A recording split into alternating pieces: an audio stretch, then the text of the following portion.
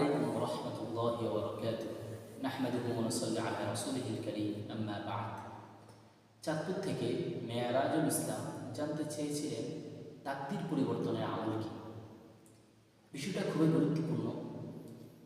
এর উত্তর হলো তাকদীর প্রথমত দুই প্রকার, তাকদীরে মুবরম, তাকদীরে মুআল্লাক। তাকদীরে মুবরম সেটা কখনো পরিবর্তন হয় না, কিন্তু তাকদীরে মুআল্লাক সেটা বান্দার আমল, দোয়া ইত্যাদির মাধ্যমে পরিবর্তন হয়।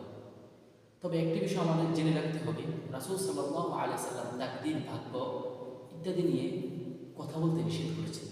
তাই আমাদেরকে এই বিষয়ে বেশি আলোচনা করার কোনো প্রয়োজন নেই। তবে তাকদীরে মুআল্লাক সেটা পরিবর্তন হয়, যা হাদিসের মধ্যে স্পষ্ট রয়েছে।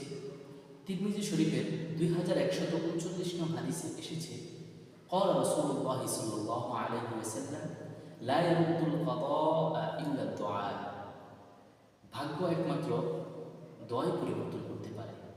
তাই আমাদেরকে ভাগ্য পরিবর্তনের জন্য বেশি বেশি আল্লাহ তাআলার কাছে দোয়া করতে হবে। ইনশাআল্লাহ আশা করা যায় আল্লাহ তাআলা আপনার ভাগ্যে ভালো কিছু রাখবেন। এই ধরনের যে কোনো প্রশ্ন জানতে কমেন্ট বক্সে জানাতে পারেন। আসসালামু আলাইকুম ওয়া রাহমাতুল্লাহ।